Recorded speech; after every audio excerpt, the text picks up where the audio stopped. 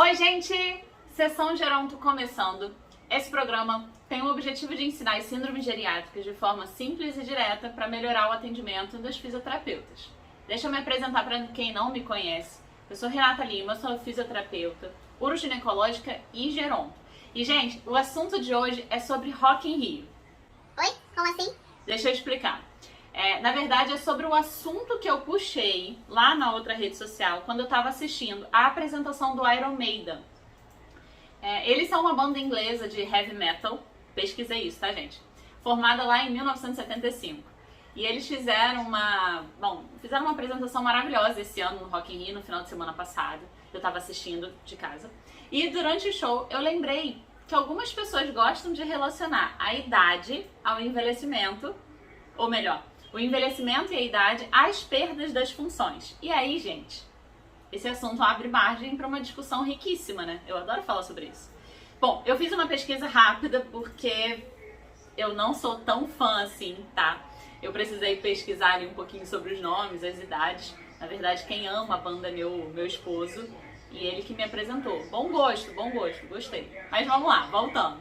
O mais velho do grupo hoje tem 66 anos. E o que eu achei mais incrível, eles estavam lá correndo pelo palco, pulando, cantando, soltando labaredas de fogo, literalmente, depois assiste.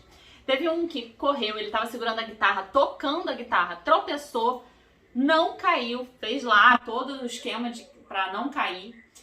Queda eu vou falar no próximo vídeo, tá? Mas ele fez toda a estratégia ali de equilíbrio para não cair. Isso que eu quis trazer esse tema, porque a gente tem que reforçar que limitar a pessoa à idade cronológica dela é errado. A frase, é da idade, é mais uma que eu escuto e eu acho muito errado. Eu vou explicar um pouquinho por quê.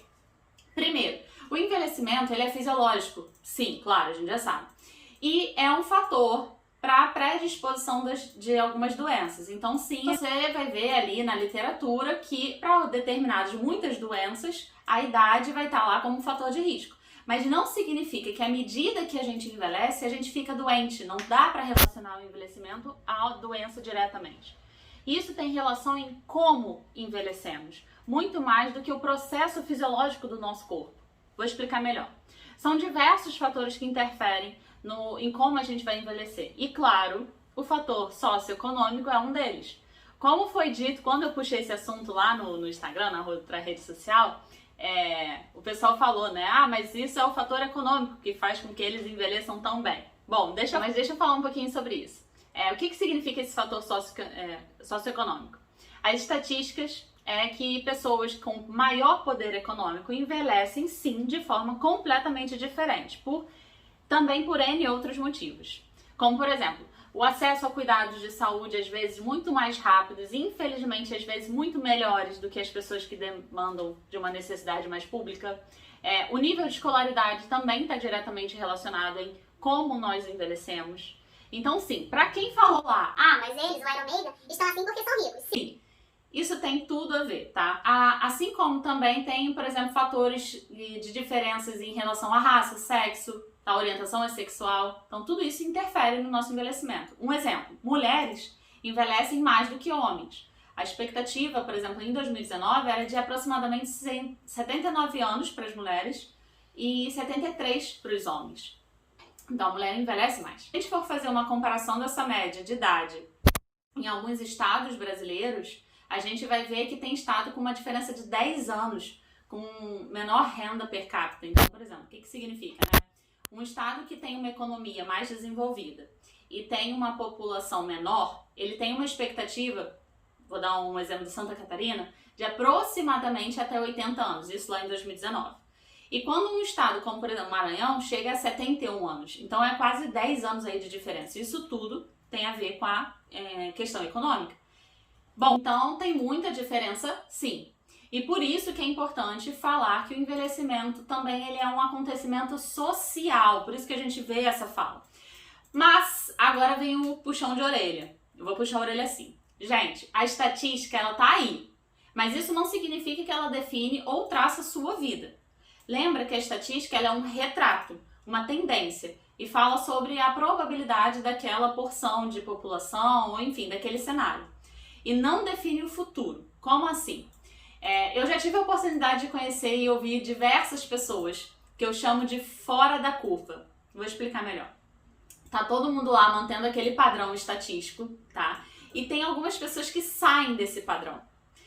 Por exemplo, eu já ouvi a história do pai de uma amiga, morador do interior da Bahia, que, gente, sem brincadeira, subia em bananeira, em plenos 80 anos. Detalhe, eu vi a foto dele. E como uma boa canceriana, né, aquela preocupada toda, eu falando, gente, que loucura, manda ele descer daí, que horror. Mas, enfim.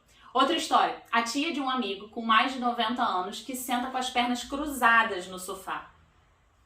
Tá, vamos fazer uma pausa rapidinho. Gente, não é bom sentar de perna cruzada, enfim, isso pode desalinhar o quadril, não é favorável para o assoalho pélvico.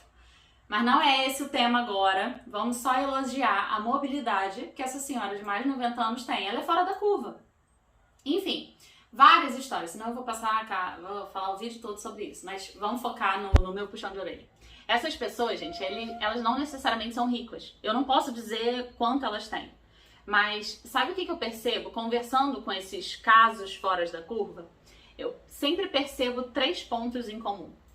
O primeiro deles é a prática de exercício, de manter sempre o corpo em movimento. No caso dessas pessoas, também muito por necessidade da rotina dessas pessoas, tá? Mas sempre tem uma atividade, uma caminhada, às vezes a bicicleta, o meio de transporte, enfim.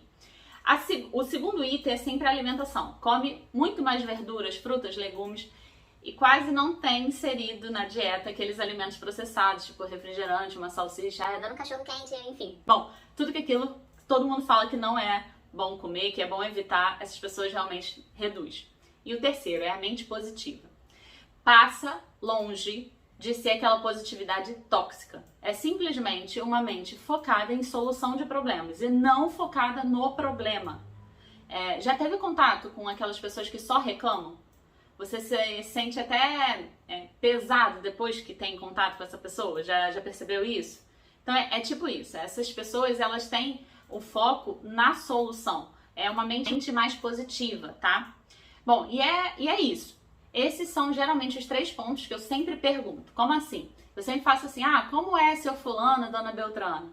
Se movimenta bastante, come bem, reclama muito? Simples, né? Mas, e sabe o que é mais legal? O fato da gente sempre estar focado numa solução, como eu já disse, né? Ou seja, evitar ficar reclamando o tempo todo, isso ajuda a nossa capacidade de neurogênese, por exemplo, de criar novas conexões. A gente está sempre reciclando a cabeça.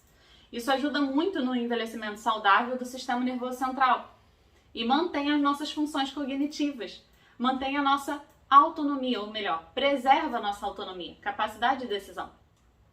Cuidar do corpo através do movimento e da alimentação favorece e muito a nossa independência. Olha aí, eu de novo falando mais uma vez em um outro vídeo sobre funcionalidade global. A funcionalidade é um conceito de envelhecimento bem-sucedido, porque ela é soma lá da autonomia e da independência.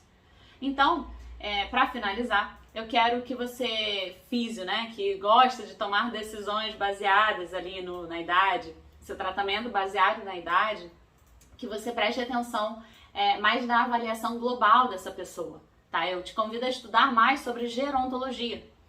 Para isso, eu quero te ver mais por aqui, tá? Vem mais assistir, hoje eu tô falando da sessão geronto, que eu tô trazendo síndromes geriátricas, então lembra de vir para cá estudar. Por quê? Como eu mostrei para vocês, a gerontologia, ela vai observar muitos outros pontos, além daqueles fatores que a gente já está acostumado a falar. Então, por exemplo, repara que eu fui atrás, ou não exatamente agora, né, mas quando eu observo, tiro uma foto ali daquela pessoa que eu vou iniciar um atendimento, digamos que fosse lá esqueci o nome. Ai, minha Nossa Senhora. Mas o Iron Maiden, pronto, fosse lá um dos integrantes do Iron Maiden. Vou pedir ajuda para os universitários, hein? Falar, amor, qual é o nome do Iron Maiden? O nome do... Bruce, pronto. Ajuda dos universitários, vamos lá. O Bruce, eu vou atender o Bruce, eu vou tirar um cenário lá, uma foto do cenário dele atual. E eu vou iniciar uma avaliação.